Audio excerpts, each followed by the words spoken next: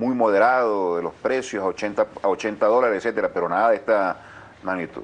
Ahora, ¿qué podemos hacer nosotros? El gobierno está obligado y lo va a hacer, ya lo ha anunciado y lo va a venir instrumentando, políticas económicas que apunten a los escenarios y los aspectos y los ámbitos más álgidos. El gobierno le cambiario, teme el fiscal, el monetario y el productivo. El gobierno le teme al costo político, siendo un año electoral. No es que le tema al costo político.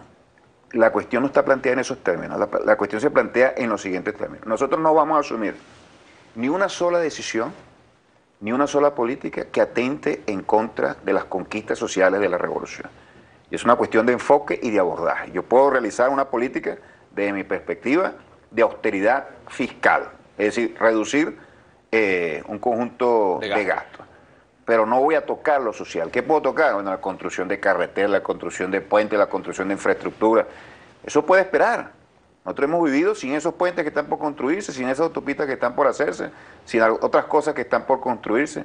Ahí se puede recortar, pero en lo social no podemos nosotros hacer gastos muy importantes. Lo que sí tenemos que hacer es elevar al máximo la eficiencia en la inversión y en el empleo de los recursos. Y aquí podemos hacernos una autocrítica, que no hemos sido lo suficientemente enérgicos y categóricos a la hora de actuar en esa dirección. Y la lucha contra el derroche y la corrupción. Ahí también. Tú planteaste el tema de Sencoex, por ejemplo. Planteaste que se cometieron errores en la conducción. Cuando nosotros hablamos de eficiencia, estamos hablando del funcionamiento de las instituciones del Estado con un máximo nivel de rendimiento. Y Sencoex es la antítesis de eso, o fue la antítesis de eso. Actuó de espaldas a las grandes necesidades del país, sin ningún tipo de profesionalismo y conocimiento de la materia. Yo no sé si lo hacían de manera deliberada o no. Es algo que saluda a todo el país, el hecho de que se haya designado una nueva junta directiva del Sencoex. Dentro de la guerra económica hay factores que sirven dentro del gobierno como una especie de caldo de cultivo. Ahora, ¿cuál es el peso que tiene en el uso de divisas, por ejemplo, el caso de pensionados que están en el exterior, de jubilados que viven en el exterior y que no reciben desde el mes de julio las divisas? Por ejemplo, el caso de los estudiantes en el exterior que y otro tipo fueron autorizados para cursar en el exterior y ahora no reciben. Son casos individuales que son dramáticos, que son muy importantes, que hay que abordar, que hay que actualizar, individuales, pero muchos más son otros, por ejemplo, sectores económicos que necesitaban divisas para la adquisición de materia prima, en función de garantizar los niveles productivos. Y, bueno, y esto que dijo Dante no Rivas, se hacían, entonces no se concretaban. Ahora, esto que dijo Dante Rivas de que, bueno, aquellos que quieran comer o consumir productos importados, que los compren con sus dólares. Si es una economía que depende de las importaciones, ¿cómo se hace, por ejemplo, para parar las importaciones? Bueno, aquí tiene que ver también la eficiencia en la planificación. Nosotros tenemos que planificar de una manera mucho más rigurosa la asignación de estos recursos. Antes había recursos para absolutamente todo, ahora habrá recursos para lo fundamental en el desarrollo de la economía. Esta era una economía de derroche, una economía, cuando aquí se habla del modelo socialista, Vladimir, económico, cuando lo hace la oposición es para desprestigiarnos, y cuando lo hacen los compañeros nuestros, están cometiendo un error. Aquí no hay un modelo socialista, aquí hay el mismo modelo dependiente, parasitario, el mismo modelo rentista, atrasado, subdesarrollado, que heredamos nosotros del siglo pasado, que se comenzó a conformar en los años 40. Y sobre la base de ese modelo es que se gesta una situación económica totalmente inmanejable. Y nosotros vamos en la transición al socialismo. Para eso tenemos una economía productiva, altamente modernizada, con toda la población organizada, involucrada en el desarrollo de la fuerza productiva. Hacia allá es donde vamos, pero identificar esto con el socialismo no es correcto. Y una última observación, aquí hemos hecho cosas maravillosas.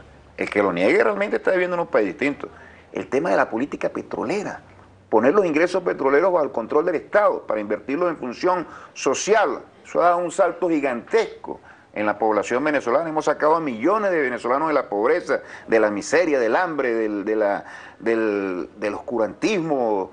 Es algo realmente impresionante lo que se ha hecho. ¿Cómo se ha hecho eso? Se ha hecho con los recursos petroleros, que en función de una nueva política, de una nueva correlación de fuerza política en el país, pone en el centro del tapete el empleo de los recursos en función del pueblo. Una nueva correlación política de fuerza. La economía política del poder, que pone los grandes recursos del país en función de sectores de la población que nunca habían aprovechado las posibilidades del desarrollo. Eso no significa que seamos un país socialista, para finalizar la idea, pero eso es un avance fundamental en materia de política petrolera. Ahora, nosotros tenemos, sí, políticas económicas y sociales que están en sintonía con la sensibilidad social, que están en sintonía con un nuevo orden de prioridades. Ver cómo nosotros ponemos al pueblo en el usufructo y en el beneficio de todos los recursos que dispone la nación. Xiolex te pregunta, ¿por qué esperar tanto para hacer anuncios y eso ha debido hacerse mínimo en el mes de noviembre? ¿Por qué esperar? Y dice aquí también RR, ¿por cuál motivo aún no se dictan las medidas económicas? ¿Por qué darle tantas largas al asunto? Jorge R. también dice, recomendación a mi gobierno, debemos quitarnos la venda, estamos mal y asumirlo y buscar solución, aquí hay gente muy capaz. No, yo creo que el presidente Nicolás Maduro ha sincerado la situación, ha hablado de una manera franca de las complejidades y las restricciones que se van a presentar como resultado del derrumbe de los precios del petróleo. Hay que actuar con mucha responsabilidad, hay que anunciar políticas económicas. Él está haciendo un esfuerzo gigantesco, nada más ir a China, la principal economía del planeta, y traerse ya 20.000 millones de dólares de diferentes vías para el desarrollo del país, porque esto es otra cosa.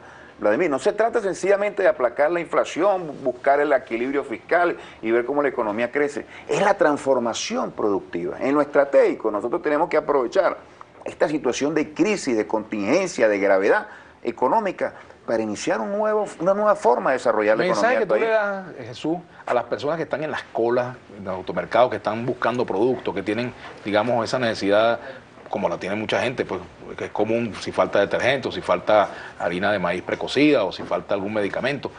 ¿Qué mensaje se le da a los venezolanos que hoy en día resienten esta situación?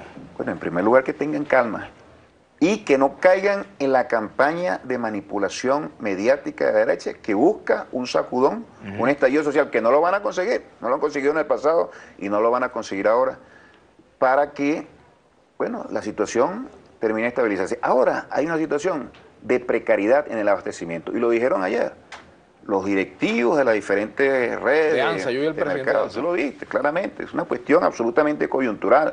Hay situaciones de desabastecimiento duros, críticos, sí, eso no se va a superar de un día para otro, pero no es eso que se está viendo en la actualidad. De tal manera que es una situación absolutamente perversa que está aprovechando un sector de la oposición que está jugando al caos. Ni siquiera está interesado en procesos electorales. Ahí es donde yo digo, mira, aquí en este país hay solo una fuerza política que está en capacidad de gobernar. Son las fuerzas chavistas. Pregúntale a la oposición qué es lo que plantea, qué es lo que quiere. Algunos quieren elecciones, otros quieren salida violenta, otros quieren una constituyente, otros están buscando un caos, otros están buscando el desequilibrio. Una oposición tiene una responsabilidad ante el país. Tiene que presentar propuestas. Si alguien va en búsqueda de recursos para desarrollar la economía, una política de Estado, afortunadamente algunos, lamentablemente no muchos, pero afortunadamente algunos políticos de la oposición, bueno, han asumido conductas realmente dignas, pero no son todos, no son todos. Y allí, por sus declaraciones, el pueblo venezolano los evaluará. Y después vendrán las elecciones, donde existirá la posibilidad del castigo. El castigo a quienes tratan en este momento de castigar al pueblo venezolano. ¿El gobierno va a ser castigado? ¿Puede ser castigado el gobierno también en estas elecciones o no? Pero no lo va a hacer, no lo va a hacer. ¿Tú sabes por qué no lo va a hacer? Porque aquí nosotros hemos reducido el desempleo a 5%. Aquí nosotros hemos reducido la pobreza de 52% a menos de 25%. Hemos reducido la miseria de 21% a 7%, a 6% de la población nacional. Hemos hecho realmente, te lo repito, una distribución del ingreso que ha mejorado en 15 puntos los niveles de equidad. Eso era inexistente en este país. Eso es un colchón. Tú quieres preguntarte por qué no han tumbado a Nicolás Maduro, pese a toda la situación económica, política, nacional e internacional que se ha generado en el país. No lo han tumbado porque hay una obra social, y a partir de esa obra social una identificación de la mayoría del pueblo con su gobierno, y además hay la disposición del gobierno para proseguir con esa obra social, y tendremos los recursos, y tendremos los vínculos, y tendremos el escenario internacional, y tendremos una visión muy objetiva de lo que es la tarea y la responsabilidad del gobierno ante esta situación, para que se puedan superar las grandes contingencias y el pueblo no sea afectado. El pueblo no será quien asuma los sacrificios de esta situación de crisis del país que se ha producido como consecuencia del derrumbe de los precios del petróleo. No lo va a hacer como si ocurría en el pasado, cuando gobernaba la oposición acá. Aplicada la política del Fondo Monetario Internacional y el empobrecimiento masivo del pueblo venezolano. Por aquí alguien sugirió en el Twitter que por qué no hacíamos el programa junto con José Miguel Uzcategui. Oye, sería muy bueno. Una vez hicimos uno aquí con Pizarro, ¿te acuerdas? Bueno, sí, vamos a hacerlo uno. Y además el profesor es muy respetuoso y podemos interactuar, claro. Gracias, Jesús, por haber venido. Felicidades. Gracias a ti. Bueno, y nosotros nos despedimos para dejarlos entonces en compañía de Julio César Pineda y su Brújula Internacional. Será hasta mañana.